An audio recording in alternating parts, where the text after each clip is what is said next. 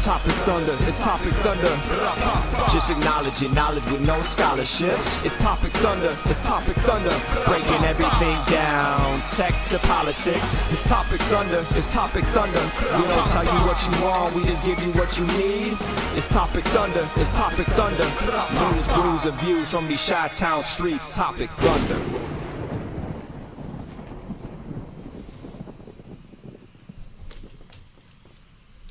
Broadcasting live from Texaco. It's a planet thus far unexplored by NASA. This is Topic Thunder. It's your favorite podcast that nobody else really knows. It's the coolest, most underground podcast that there is, to be honest with you. If you're paying attention and watching, you're really cool. You are, because you're right there in the world's most dangerous chat room. That is Thunderdome, the third host, the most important part of the show, if you ask me and Brooks. I know we both agree. This show would be really boring without you. It would just be me and him bantering back and forth as middle-aged white men talking about things that really have nothing to do with us, and bring our white middle-aged man opinions on things just that are so swept aside, and we're not thinking of the greater. But we also then I will posit, Ben, the idea that we fashion ourselves as a little bit more than just that stereotype, right? And I think that's like why we do this, and we work hard at it. We read up on our stuff. We're knowledgeable about our things. And that is why we went into business to open up this Internet Saloon for you people to come on in, belly up to the bar as Ben and I pour conversation out for you at an expert, legendary expert level here on Topic Thunder. And yes, the Thunderdome is alive and well. We got VIPs already in there at Chris, Ryan Hansen, Ma Jordan, and the host and a cast of thousands, as they used to say. That Australian guy is surely out there somewhere. He won't show up until it's time to vote for the lightning round later today. Maybe a Billy Wacka's out there. Maybe a Supreme is out there somewhere. Hanging out and listening. There's an Aaron hanging out. There might be a Braun, a lumberjack who apparently comes in. And Bobby Suzuki. Of course, our better halves, both of us, our better halves, Gigi and Adrian, will certainly be joining us at some point along the way. But yes. Gigi's time crunched today, so we'll see what happens. But anyway, if you're familiar with the show, a good friend, a longtime acquaintance, wrestling connection, turned actually podcast, and BMX hero himself. One of our good friends on the show. He doesn't drink, but he likes this segment. So God bless him for this. Someone does. Somebody does. Keep doing it. Besides myself, because I'm the only beneficiary of this moment. Let's be clear, and let's have a drink, folks. Whatever your thing is, as long as you're of age. I see Chompy Mage out there. As long as you're of age, yes. I want you to be aware of the latest offering from my favorite brewery of all time. And I say that knowing it's in Indiana. Oh, gross. Right? Gross. Immediately, okay. Maybe the only reason now to go to Indiana. So now you understand the curve on this particular grade, right? Three Floyds is a legendary Midwest brewery that has produced some of the finest, the hoppiest IPAs out there. And one of my favorites, hey, there's Dad F. Brooks. One of my favorite all-time beers, Ben, is Three Floyds Zombie Dust. All right. They are. You're not attacked, Mr. McGee. Mr. McGee, we are bringing you out here because you said this was one of your favorite segments, even though you don't drink. You don't have to drink. I'm appreciative of the fact that you find this, my explanation of my consumption, to be entertaining. That's it. I appreciate your eye for entertainment value. That's all. That's all. It was just more flowers, if anything else. Their website is pretty cool too. The floating can thing is dope. Oh, the Indiana. Oh, the Indiana comments. Gotcha. Well, okay, all right. Guilty. Guilty. yeah. I will also say the same thing about That's Wisconsin. So just I to agree. be very I would do clear. the same exact thing. Exactly. Wisconsin is just as shitty. I promise you. I'll Maybe take even my shittier. shots. Maybe even shittier. Wisconsin might be shittier than Indiana. I will also now throw another contender in there in the Midwest, like "Come on, guys" category to Iowa. Iowa. What the fuck are you doing there, Come Iowa? on, Iowa. What is going on there? Let's look at your child labor laws, which we have on this show, but this is not that show. This is a brand new beer for me from the Three Floyds, and I am excited to share with you guys the Age of Otters. And you're not getting enough FaceTime with what's really important here. So Ben, if you want to turn the action, this is like a battle ready otter with a battle axe. Yes. Wearing some leather, hide armor. Yeah, that's up there for the best can we've seen. It's Like- up there with Unicorns versus Ninjas. Think about this, like it's right there. Age of Otters. Not one. You've got all of them. Otters, plural. Or like And Stony McGee says that brewery is 8 minutes from his house. The Are you cheese kidding? curds are outstanding, he says. I was just listening to one of my favorite podcasts, and they said that Culver's is coming out with a hot honey cheese curd. Oh man, I bet that's good. Yeah. We'll be trying that. By the way, like Beetlejuice, you can speak him into existence. Our Supreme joining us in the world's most dangerous chat room. Welcome, we got some luminaries out here tonight. So befitting of the Age of Otters, a virgin beer here on the show. Of course, it's a India Pale Ale, 7% alcohol by volume, so it is a very potent beer. Ooh, so by about an hour from now, things are going to get interesting. Yeah. Well, has anything happened in the last 24 hours that we might be talking about that might be interesting? I don't know. Just might ease the conversation a little bit, right? Smooth out the rush and hard edges. So here we go. First time trying the Age of Otters. Cheers. Wild cherry, by the way. Wild cherry.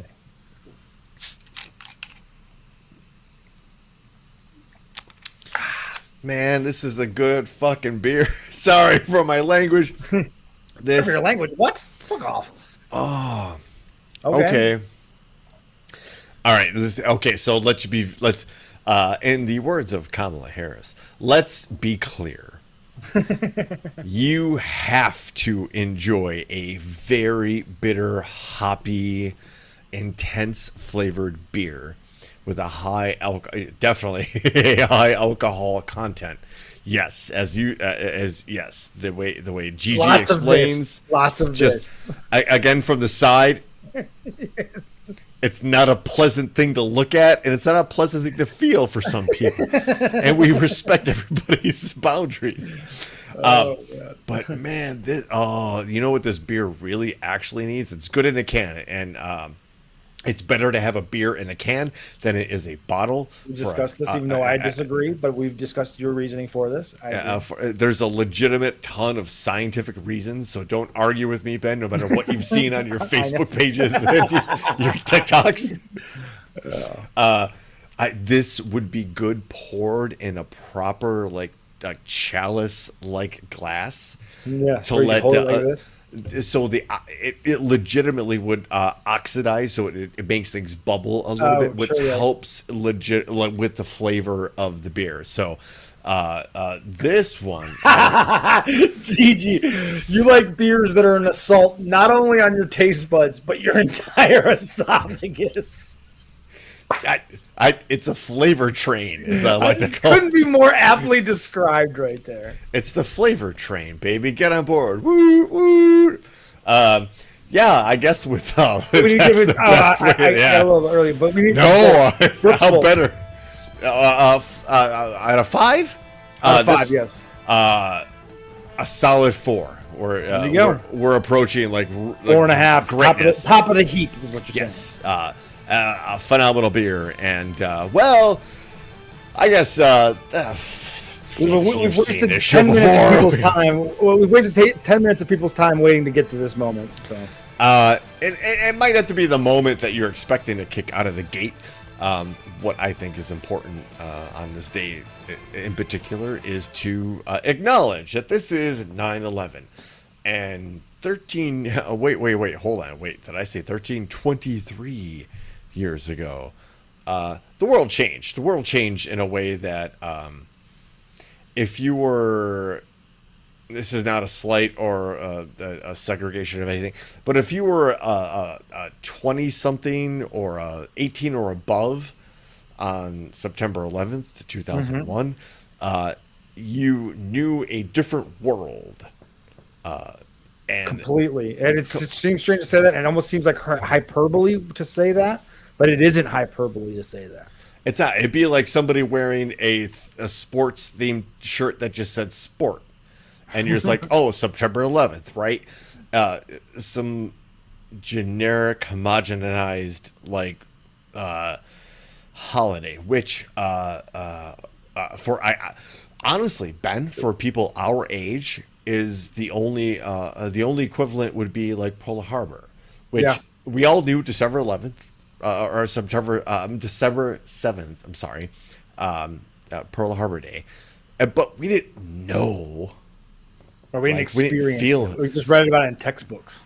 And the loss of like innocence, the loss of a loss of anxiety, or not in that way. We didn't lose anxiety, but we lost the concept of calmness and confidence in the world. And our ability to travel, our ability to what we look like across the world, it all changed. And there's plenty of other and the fallout from it, and the fallout from it only added to it, right? Because there is fallout from it. I mean, that led into the there's a prequel to that, right? Was the original Bush-Gore election, right? The original election that was contested by the Supreme Court. That's how George W. Bush became president of the United States for his first term, in a court contested case in the state of Florida. That was the big news of September, going into September. You know what I mean? Like the election and the fallout of that was a big deal, and George Bush needed something to change the narrative, and certainly 9/11 did that. Yeah, I mean, it wasn't shortly after his inauguration that this happened, and that was a long time ago, right? And again, but that's one of those moments that like shake the world and shape our world. 100%. Yeah.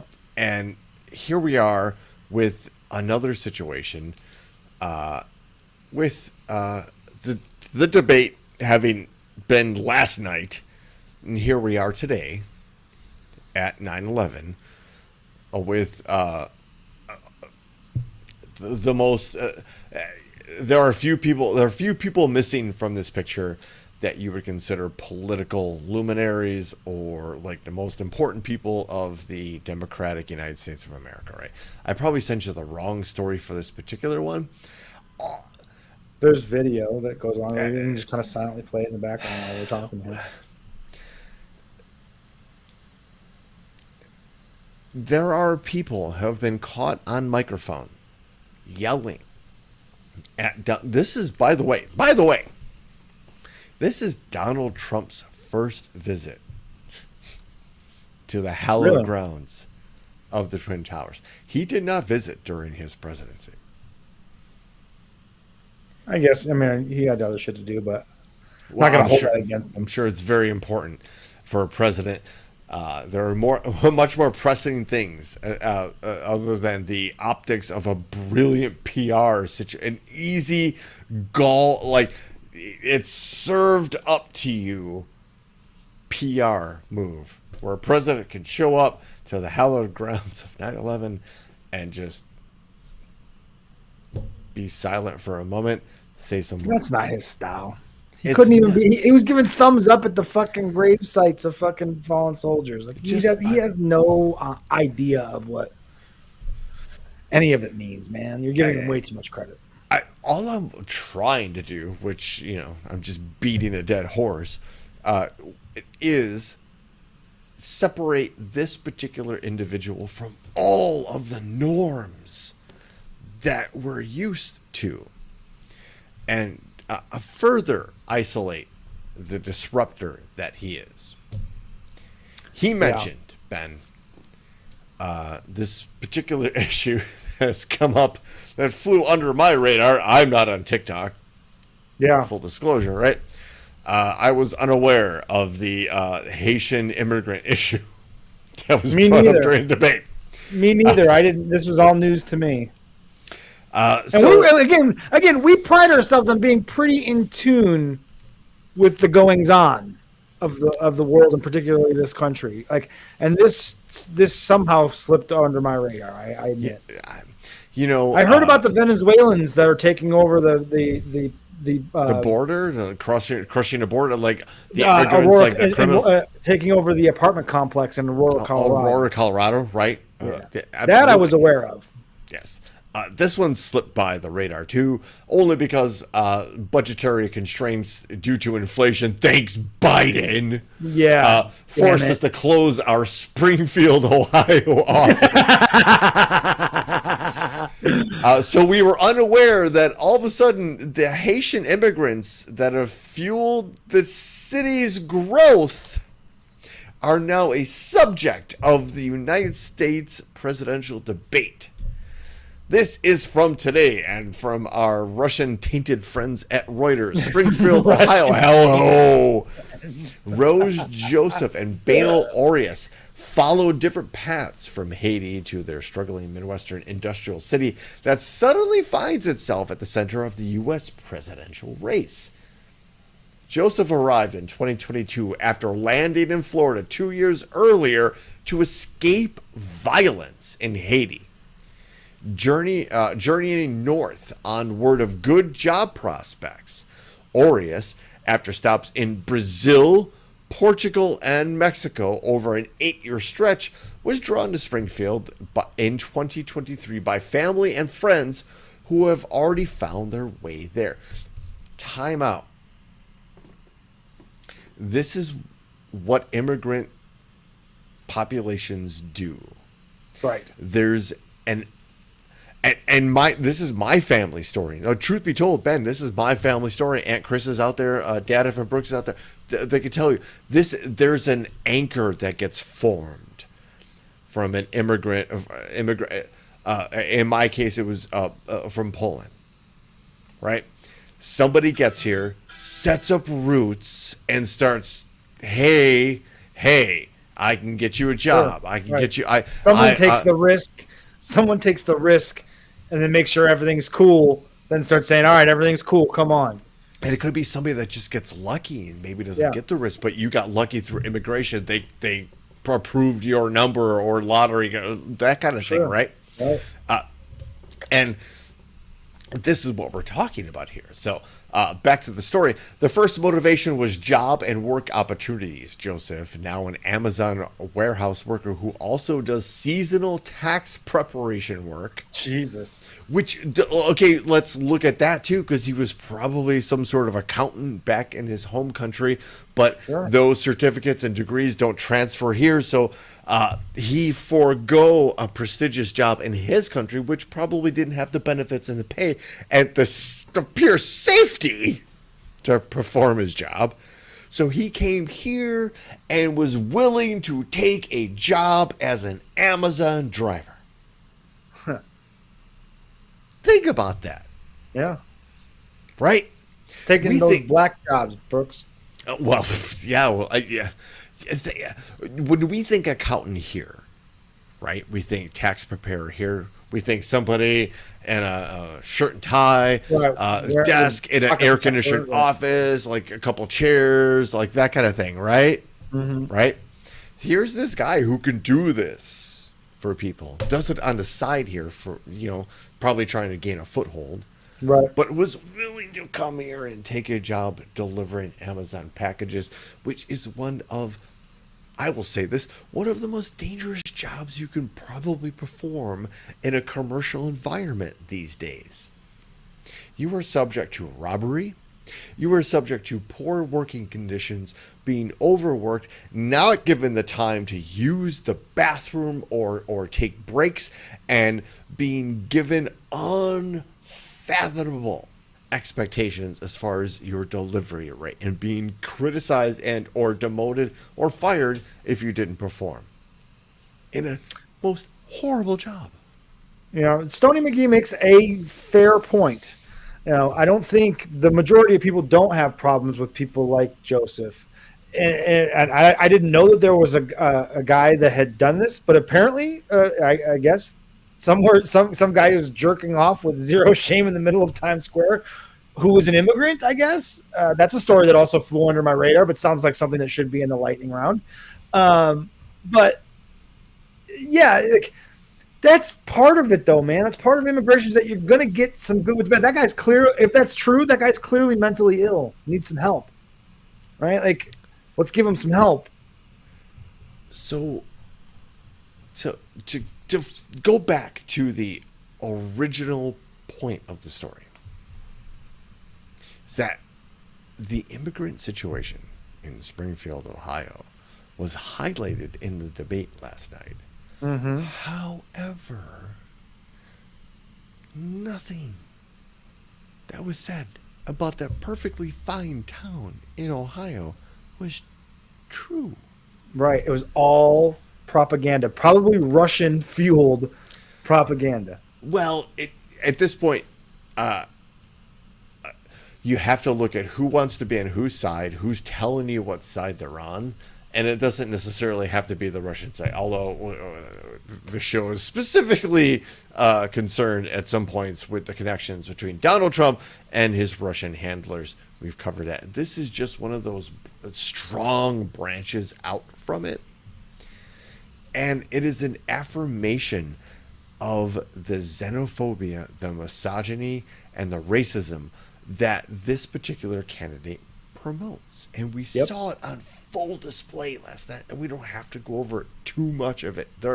He kept going back to it. It was his only thing. He kept trying to shoehorn it in everywhere he could.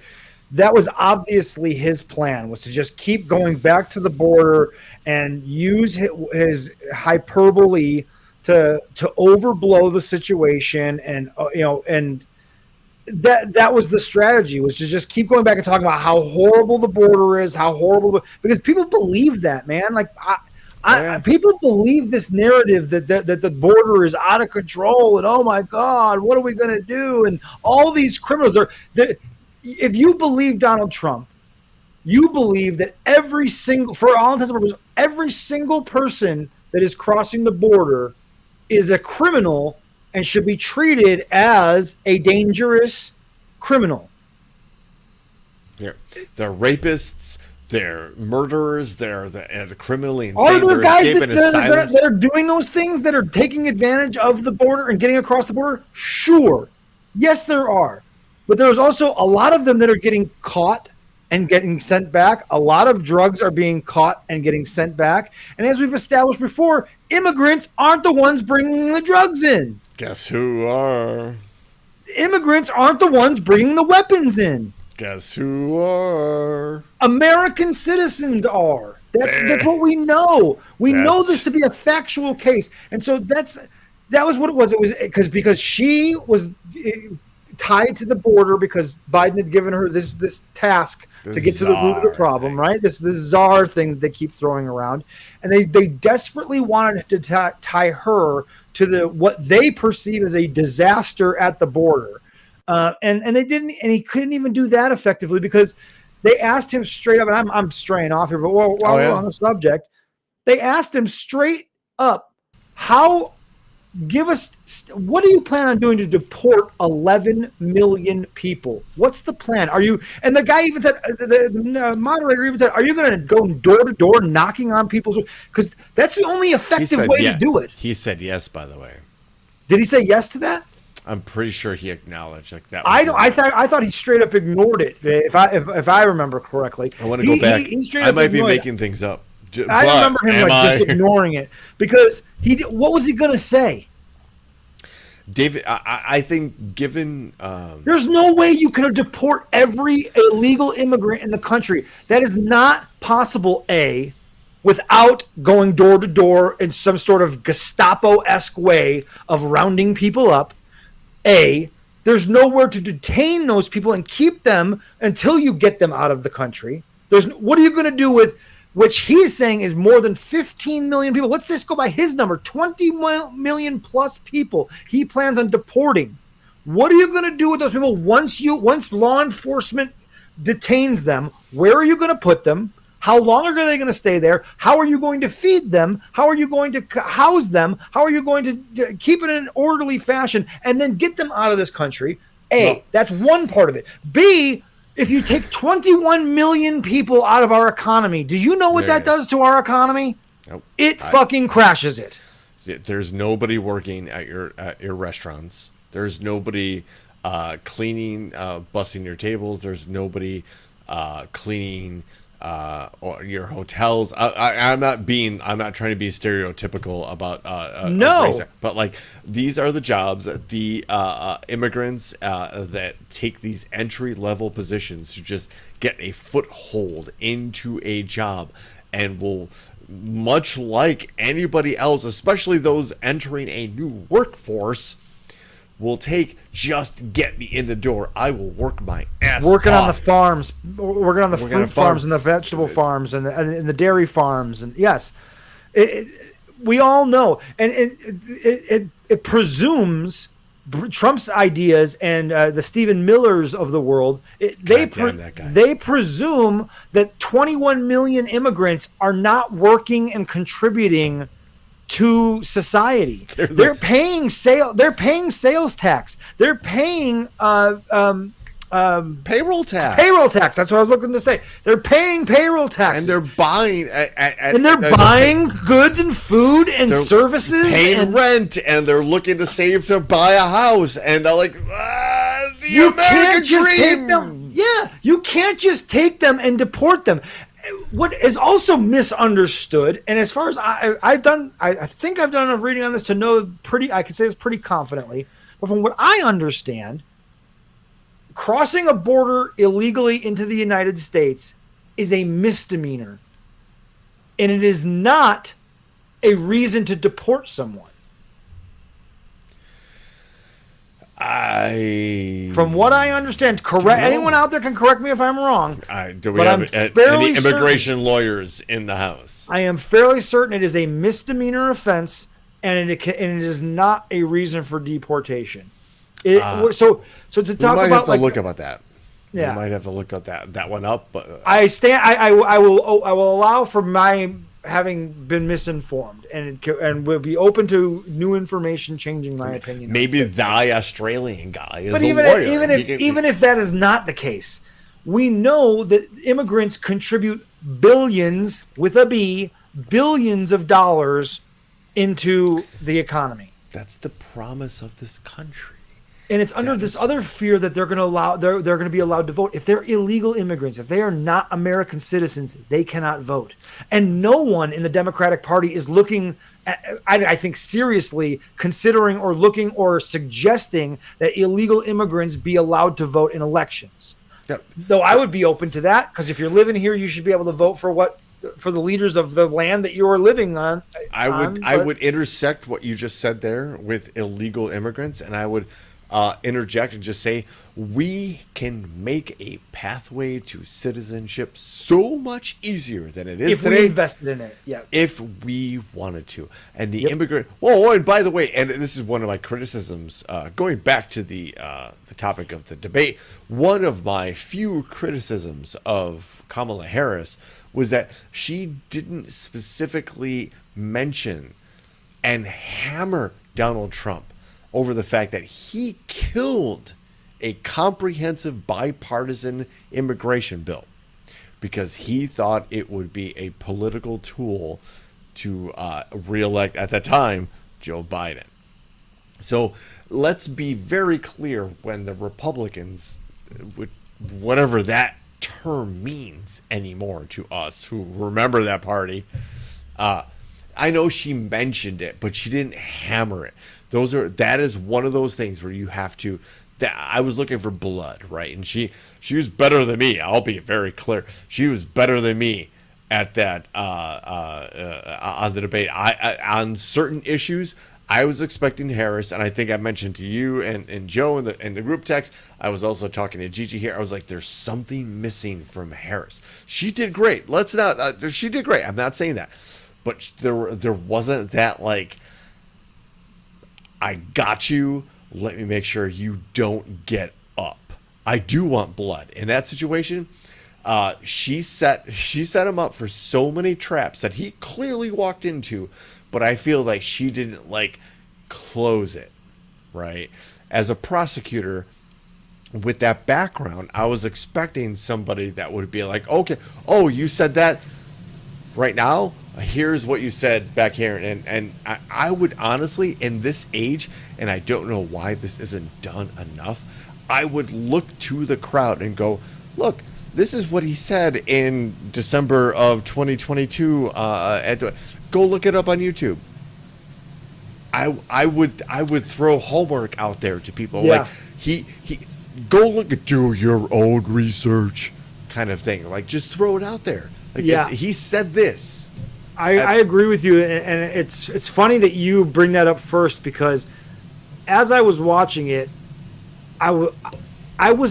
maybe it was my expectations were obviously way too high. Like I was expecting fireworks, and I got like just the sparklers.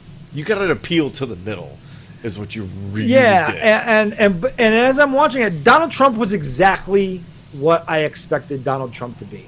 He was exactly what I expected. Unprepared, repetitive, nothing but hyperbole and lies. That is exactly that is what he is. Zero substance, all hyperbole and lies. That's it. I got what I wanted from him. I got what I expected from him. Right. But as I'm watching Kamala Harris, it started creeping back in what I don't like about her. There is an unlikableness about her that I can understand people having when it comes to her. She did get caught up in the weeds too much. I think that while she baited him perfectly at some points, and she obviously had a game plan, it did come across very regimented, scripted. She didn't answer questions directly. She kind of had her own agenda. That very first question right out of the box, she did not answer it directly, and it was obvious that she had no intention of answering that first question. She was going to use that first opening statement. It was an opening statement. No matter what the question was, she was going to lay out all those policies that she wanted to make sure everybody heard, because it was the beginning of the debate. She knew all the eyes were on it. It was the first question. It was the first thing out of her mouth. Yep. It was an interesting strategy, but it also set a tone where there is a fakeness to her that exuded last night that made me go, she's definitely better than Trump. And of the two, you cannot argue that she didn't look more presidential of the two and more composed of the two. But there is definitely plenty to not feel great about when it comes to Kamala Harris. I agree with you. There's a relatability issue. There's just something there that is, whatever. I don't know. like you said, it's unexplainable. It's not. It's palpable, but you can't put a word. You can't describe it. However, she's really good at what she does, and there is no doubt that she is highly qualified for this position. However, I grant you, Ben, that she's grading. However, she's a prosecutor, so if you've ever run across the law, you've probably faced people who feel like they might be above it or part of it, and I suggest Jarek makes a solid point, and I got before we move on too far. He makes a solid point. He does. Tim Walz is the greatest man alive at this point, in my opinion. So, yeah, he does help round that out. He rounds out her edges a little bit for sure. Right, and when they're together, it's brilliant. It's beautiful. So it again, what we saw last night was something slightly less than a murder on broadcast television. There are few that can sum it up in just about a minute other than Jared Moskovich, who we featured on the show before, but let's hear from the representative himself. And to think, right, like Kamala's strategy wasn't a hidden strategy. They were literally telling people, hey, we're going to go out there and we're going to try to get under Donald Trump's skin. This is the strategy. We're going to get under his skin and we're going to let Donald be Donald. And the flip side of that, the Donald Trump strategy was also very public. We're going to make sure we don't let her get under our skin. And literally 11 minutes in, she goes crowd size. And he goes, Viktor Orban, they're eating puppies and cats, Abdul, concepts of plans, executing babies. I mean, it was like diarrhea of the mouth as soon as she said crowd size. I can't actually recall telegraphing your plan, letting your opponent know what your plan is, your opponent prepping against your plan, and then within a second of launching your plan, your opponent falling for it immediately. He nails it. So that is exactly what happened last night. Yeah. So it was leaked that the people who were prepping Donald Trump, and one of those persons was Nikki Haley. Ew! Why would she? Why would Nikki all Haley people? Nikki Haley was allegedly taking the role of Kamala Harris in debate. Oh, really? Prep, versus Donald Trump, which you can only imagine what that was like. Yeah. Oh man. Let's talk about playing both sides of the fence. Like, what does Nikki Haley stand for? Anything?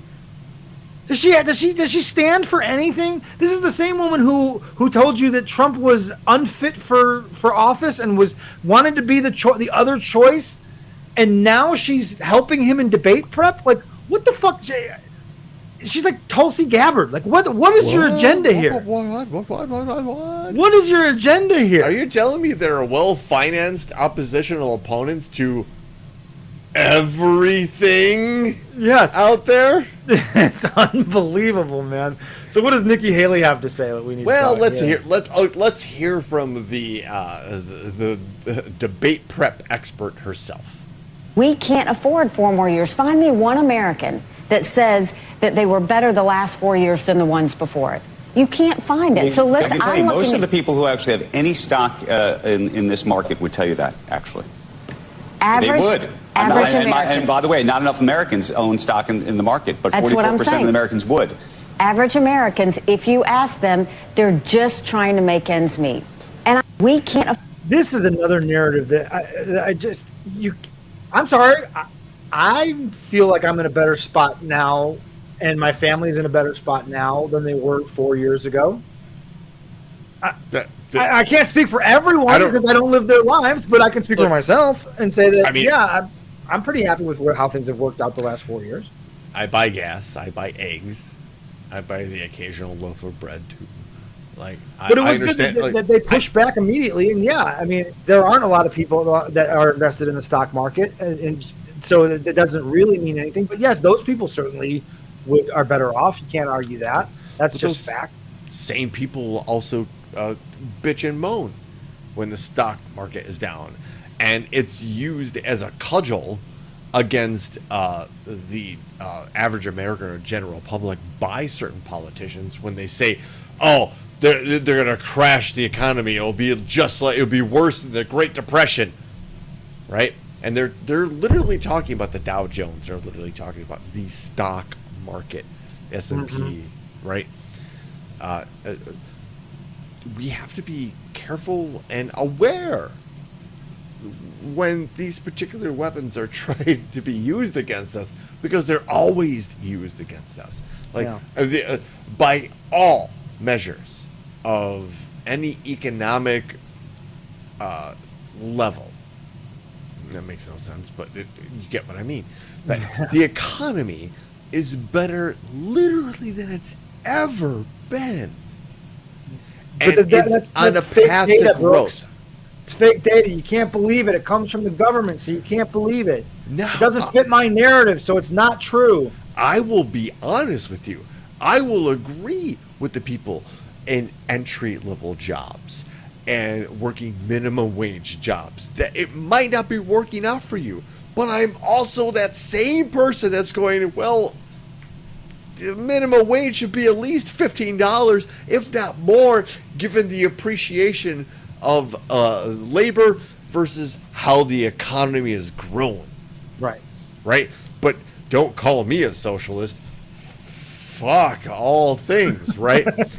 Like, the ability to measure and objectively review our economic situation and go, okay, it is clear now. The pendulum has swung towards the people who want to work you to death, that see you as legitimately just a unit that produces something and produces surplus that they can that they're going to, oh, you Marxist son of a bitch, you that legitimately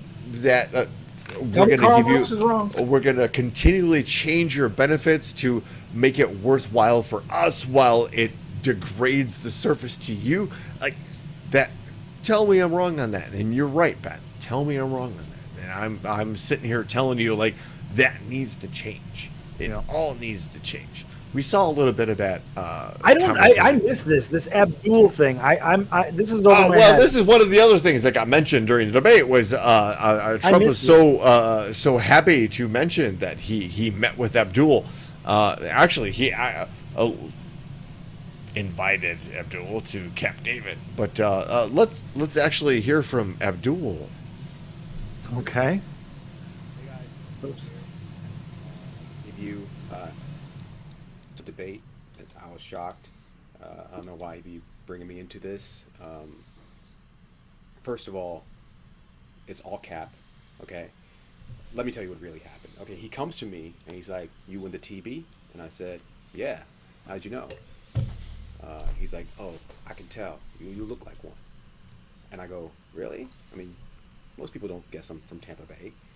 I mean, it makes sense. I mean, that's what he thought TV meant. And second of all, he says that he gave me a photograph of my home, which he didn't. Let me show you what he actually gave me. It's this drawing. It's supposed to be me. You can see he signed it. So I go to him and I say, "Yo, what do you want me to do with this?" And he goes, "You're going to have to figure it out." Figure what out? That was from Abdul, who was mentioned by Trump. So it's just some random guy. Like he's totally making a parody of something Trump said during the debate, where he acknowledged the leader of the Taliban, Abdul. That's all he said, right? Oh, gotcha. Loved him, and so that might be a little inside. I was falling asleep towards the end of the debate, but I get it too. If you weren't there too, I understand. I want to go back a little bit to some of the things that were then said regarding our friends, our Haitian friends in Springfield, Ohio. This is from the CEO of a metal working plant in Springfield, Ohio. Which boots on the ground, man on the street sort of situation. Is in southwest Ohio.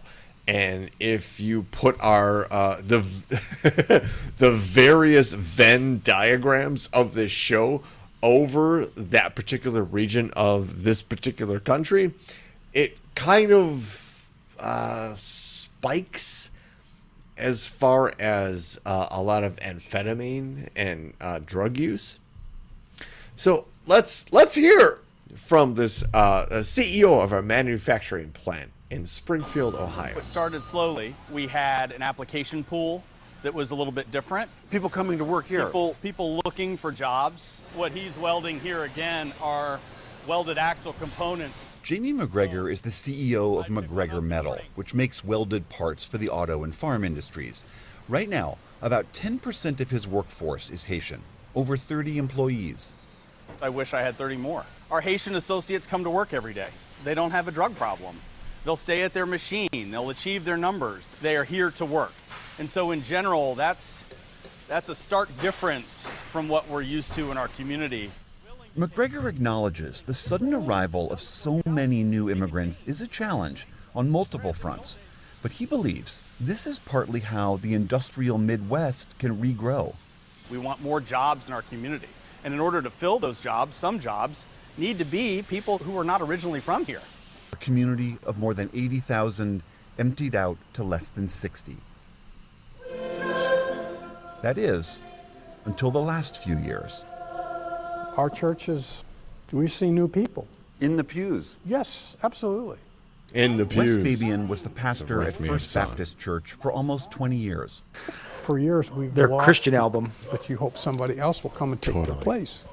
That hasn't happened here. Until now. Because there are folks from Haiti who are coming to church. Lukens Merzus, who, among his many other jobs, mans the soundboard for Sunday services, is one of those new Haitian members. Why Springfield? Of all places. Merzus, with his wife and daughter, were among the first Haitian families to arrive here in 2018. I got a decent job when I was in Haiti, and then to make a difficult decision to leave, it wasn't easy. Yeah, again, the truth in the narrative are very different. Immigrants are not criminals. Are there criminals? Yes. When you have a large group of people, human beings, some of them are going to be criminals and assholes. It's how we are human beings. It's how we're made. It's how we're built. When you put us all in a group, a portion of us are assholes. Not even put us in a group. Just a portion of us are assholes. Right. And so you cannot punish all of them and paint them all with a broad brush based on the actions of what is ultimately a very small percentage of the millions of immigrants that are coming across. Because again, if you're an illegal immigrant, one of the last things you're likely to do is commit a crime because you don't want to get caught, because guess what happens then? Then you definitely get deported, which, by the way, now that we're back on this, I did find out it is a misdemeanor on your first offense. Okay. Right? Okay. So the first time you can't be jailed for up to 6 months, but you are also not deported. You're released and told, go do it right. Yeah. Basically. They basically give you roll the dice in the American prison system, or figure out on the other side until you get it right. Okay, all right. It's not easy, and it's not modern. Again, another complaint from this show. It is not modern. Practical. It is not practical to deport every undocumented. And I keep saying illegal, and I hate the way. And that's a reflex. Undocumented, because I am rare in that I think border laws or border crossing laws are insane to me. I don't understand why man-made imaginary lines on Earth being on one side, happen to be born on one side because your parents happen to be from another piece of earth, that crossing this imaginary man-made line somehow makes you a criminal. That defies, to me, logic of human community. And so I come from a very different, I know that's a controversial way of looking at it and a very extreme way of looking at it, but that's the sense that I get from it. So I come from a very different view, but even if you want to restrict, I'm okay with that, but let's invest in an actual path. Let's invest in, because it would create jobs. It would create jobs. It would create jobs for building the buildings, for the federal workers, for the immigration workers to process the paperwork properly and be able to hire people to, dozens, if not, multiple dozens of people to process the paperwork and do it the right way for all these millions of people that want to do it the right way, that don't have criminal records, that just want to come to save their families from fucking horrible conditions and war and famine and cartels and gang violence. Yep. Let's build a real path. But this idea that we can't have them at all because they're going to vote Democrat is insane. It's illogical thinking. It's extreme on the other end of the spectrum, and it's used as a political pawn, and by both Grossly, sides. yes, by both sides. Yes. But let's be honest. The fear mongering side is from our good friends on the right, and actually, if you don't know about this story, I had to be kind of coached up and taught myself a little bit more about the story. This is being used as a weapon politically. Yep. And we want to be very clear about what happens here and what has happened here. I'm going to lead the story a little bit here. And I think then, Ben, we can play the video. Yeah. The father of a 11-year-old boy was killed last year when a minivan driven by an immigrant from Haiti collided with his school bus has asked Donald Trump and J.D. Vance to stop using his son's name for political gain.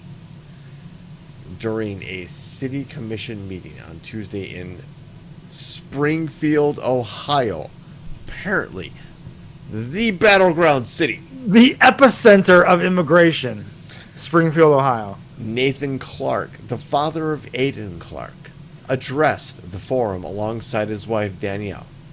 Speaking at the meeting, Clark said, I will save. I was gonna say, yeah, I can go ahead and pull that up.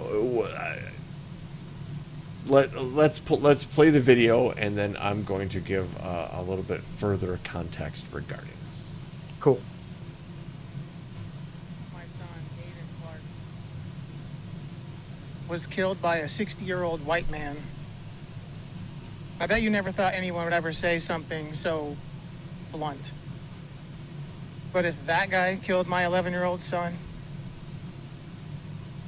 the incessant group of hate-spewing people would leave us alone. They make it seem as though our wonderful Aiden appreciates your hate. Using Aiden as a political tool is, to say the least, reprehensible for any political purpose. And speaking of morally bankrupt, politicians, Bernie Moreno, Chip Roy, J.D. Vance, and Donald Trump, they have spoken my son's name and used his death for political gain. This needs to stop now.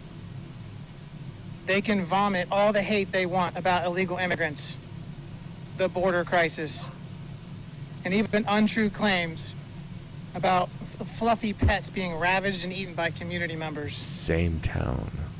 Yep. However, they are not allowed, nor have they ever been allowed to mention Aiden Clark from Springfield, Ohio. You motherfuckers. That's what he should have ended it with. You motherfuckers. Followed up with, I will listen to them one more time to hear their apologies. To clear the air, my son, Aiden Clark, was not murdered. He was accidentally killed by an immigrant from Haiti. This tragedy has been spread all over the community, the state, and even the nation. But don't spin this towards hate, he continued.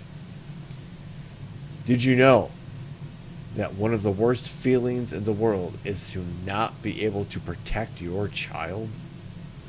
Even worse, we can't protect his memory when he's gone. Please stop the hate. For anyone to use, even Gross, us, man. legit here, like to be bringing this up in some sort of like political volley, like haha, have it thee, Republicans, is kind of gross too. I'll be frank with you. Yeah. Right? It would be better if we didn't have to discuss, like he started out at the beginning. Had it been literally anyone else that had caused this accident that tragically took his son's life, he wouldn't be there talking in front of all these people about it. He would have mourned it and have gone about his life and not had to hear presidential candidates using his son. It'd be one thing if the story was true. Son. Let's be very clear. His dad's son. Yeah, to act like that he's been murdered by an illegal immigrant and that this wouldn't have happened if this immigrant wasn't illegally in the country, like, it's disingenuous at best and evil at worst to misappropriate a story that you didn't even ask the parents for permission. That's the worst part. Like, you didn't even bother to find out if the parents agreed with this and wanted their child to be. It'd be one thing if he was a Trump supporter and he was like, you know what? Yes, I want this. Yes, that is like the idea that they didn't respect or have any consideration for the privacy. It tells you what kind of person he is. Again, always tells you what kind of person he is. Yes, it would all. Well, I mean, let's talk about this. Let's talk about the type of person that votes for Trump, because for sure this story has nothing to do with guns, but this next one does. So let's talk about it, because fuck yeah, guns. But Kamala Harris is coming for him, apparently. Wait, what? Who admitted to being a gun owner too? Wait. Let's dissect this from the top down. A Fox News poll. Fox News says they're 87% in favor of background checks for guns. Fuck you, you liberal commies. 81% say they're in favor of enforcing gun laws that are already existing. Fuck you, you Marxist commies. They're in favor of a legal age of 21 to buy all guns by an 81% margin. Go fuck yourself, you Soviet fucking cocksuckers, you swine, you Marxist Lenin-loving motherfuckers. A whopping 80% are in favor of an assault weapon ban. This, again, Fox News. Yes, Rupert Murdoch owned Fox News. 80%. I'm surprised they put this on the air, honestly. It's very interesting to pivot. They're pivoting. That bottom one is also scary, though, too. But 45% of the citizens in this country believe that more citizens should be carrying guns. That is the worst idea ever. But yeah, okay. It's like trying to play Red Dead Redemption 2. It just gets too much. It's just too much. Too much death. No, man. It's obvious. Everybody, there is a sentiment among the populace for something to be done about guns and gun safety and the access and the easy access to guns and what kind of guns people have access to.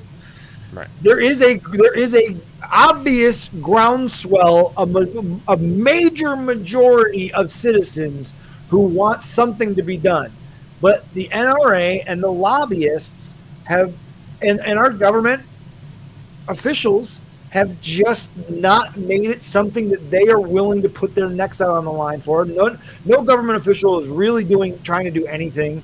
Most of them are bought and paid for by these lobbies, so it's it's against their own interest to want to do anything about it. But again, we all want something to be done, and this is off subject. And I know we didn't have it on the docket, but we talked about it last week.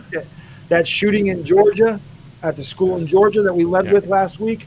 Yeah. We talked about the parents being held accountable, and sure enough, a day later, we found out that his father, after the police had visited him and the FBI had warned the police that he had made a threat on the school, his dad, like a complete fucking dumbass, bought his 14-year-old son an AR-15 for Christmas and allowed him to have access to it.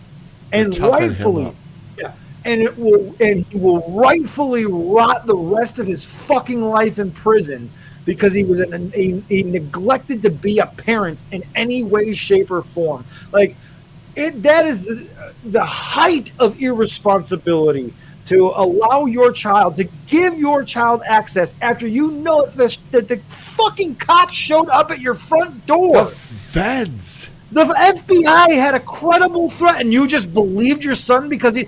Listen, as a father of teenagers, you can't believe anything they fucking say to you the first time. they're automatically going to lie to you. It is in their fucking DNA, I guess. But come on, the FBI comes to you. You're not a parent, but come on. The FBI comes to you and says, we have credible evidence, enough that we are sending the police to your house to investigate this and to look into this. We think it's that credible that we're going to send police to your house because we think your son is a threat. You're going to ignore that and then months later buy that child an AR-15? What are you doing? Rot in prison forever, asshole. I hope you don't even get a chance to rot in prison. I hope they fucking kill you 3 months in. Horribly. It's very interesting tying the purchase of a weapon to the parent.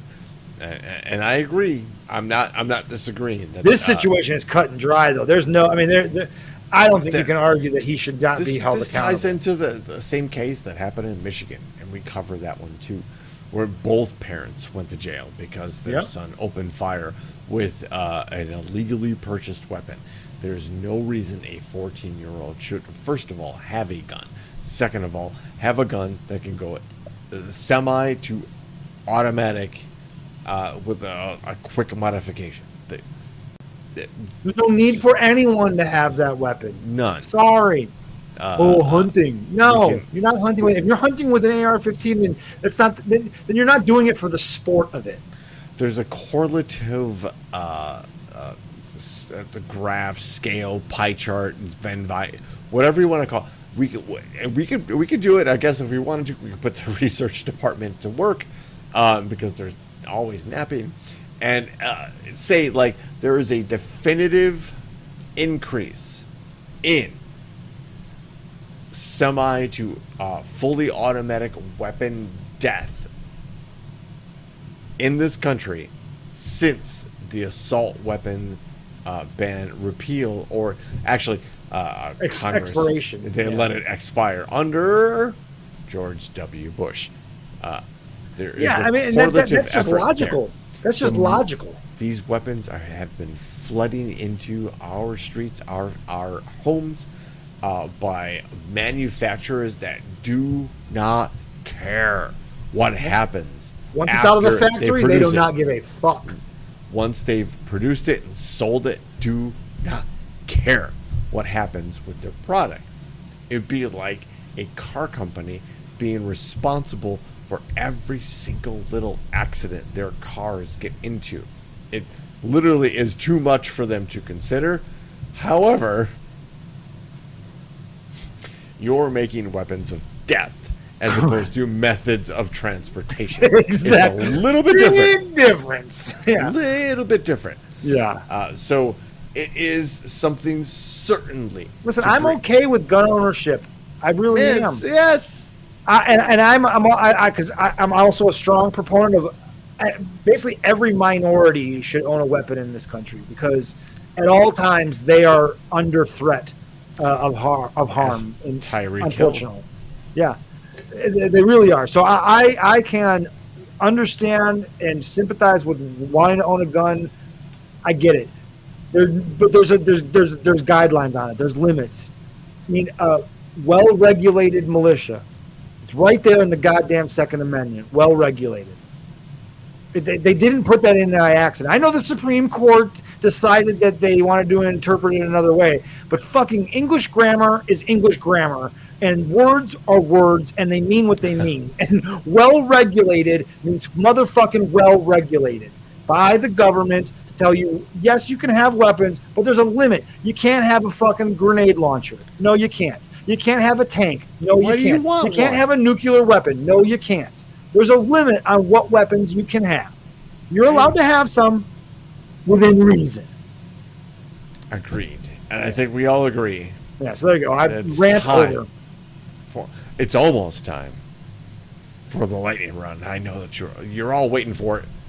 But there's just something I got to show you guys. And we talk about... No, actually, we're going to skip way ahead probably to the last link. Got it. It says in Australia. We've talked about a lot of, let's be very clear, honest, depressing shit. People have weapons of mass murder who shouldn't have them. We've got countries at war and a debate as to where this country's going. Are we going autocratic, democratic, anything? Simply put, we need moments where we are reminded of the good things that we are, the good things that we are capable of, and with admitting the guilt of this podcast, not always focusing on the terrible things that are out there. With the caveat, we acknowledge they exist and we'll work on them. There are moments like this that remind us of the beauty of just pure being alive and being a human being. In Australia, this man's team is the captain of a football team. That's the water boy.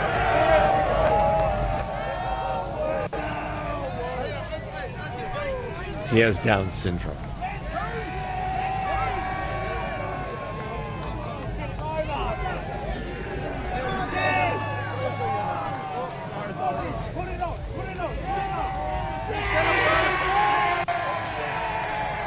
That's great.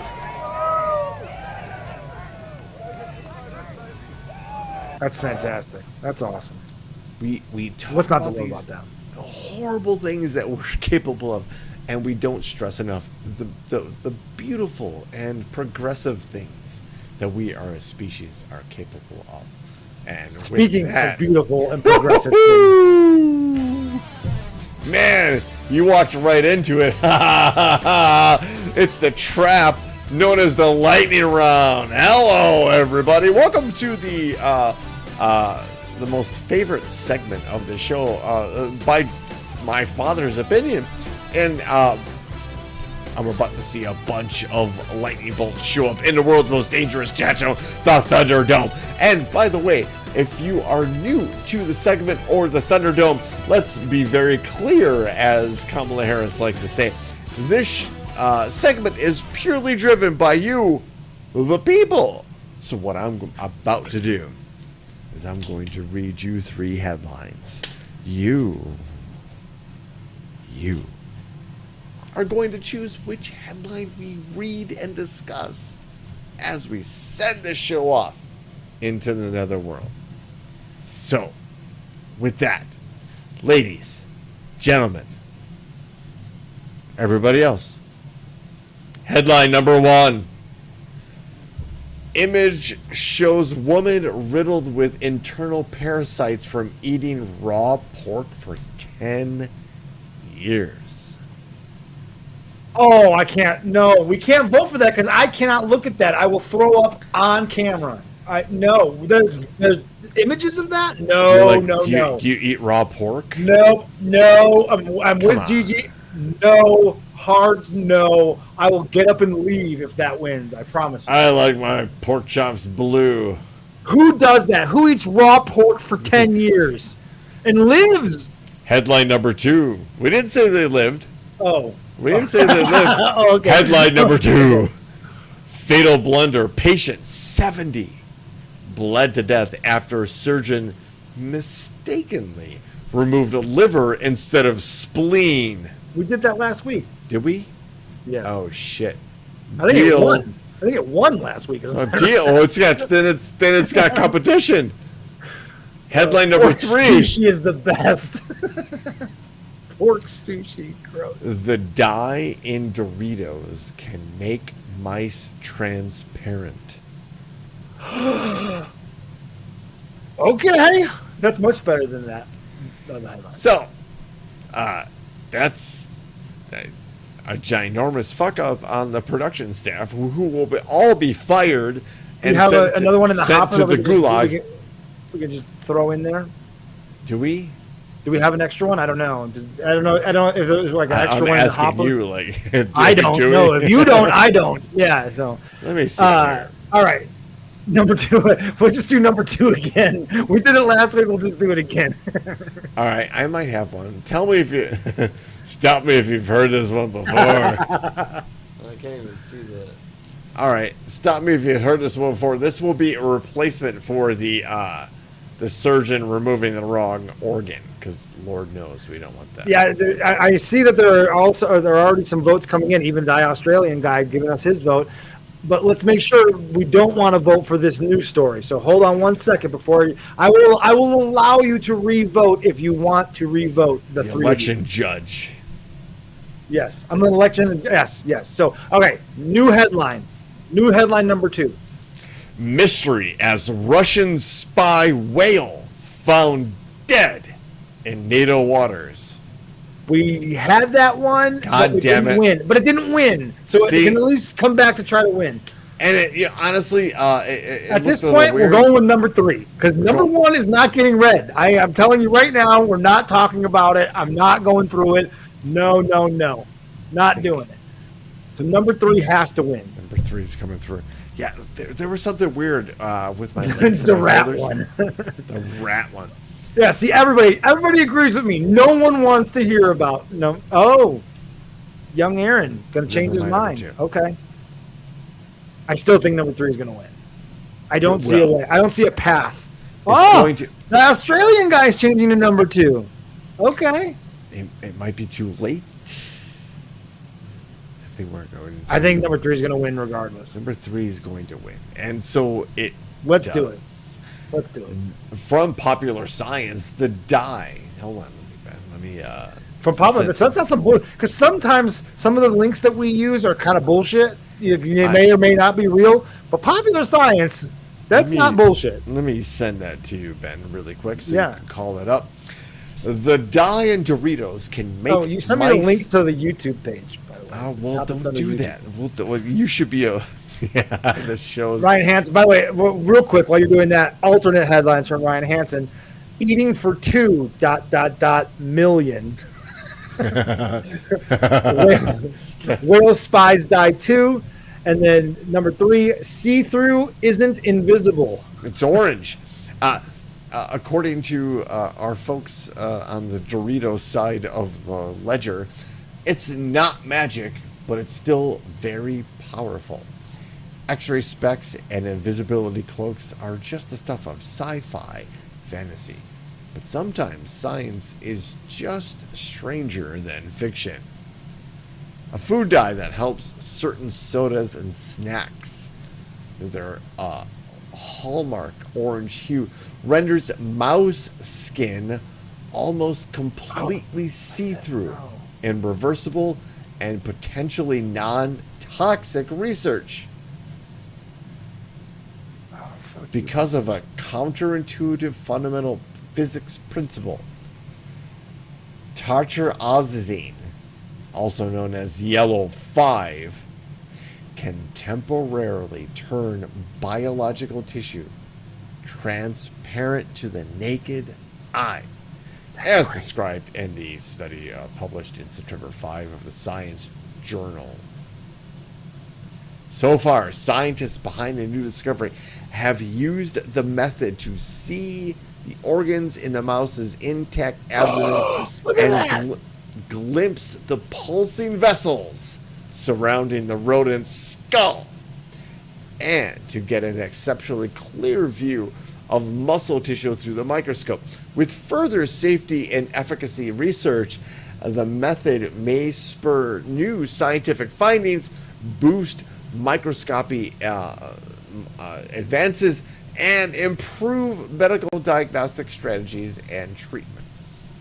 Do you see this as a threat to your profession? And Chris pointed out here, no need for x-rays. Like, it could, if they put this on scale where they could rub a lotion on a human skin and be able to see through it like they can with this, like, that wouldn't it almost render x-ray useless in some way? Or I will say that the pictures you're looking at here are actual x-rays. They're just much more detailed because of what the contrast that these creatures were given. Gotcha. It's not like the modality or radiation wasn't introduced, because something's showing you a picture, right? You're not just, I guess, see-through I don't know. people. Right. Detachable penis, see-through people.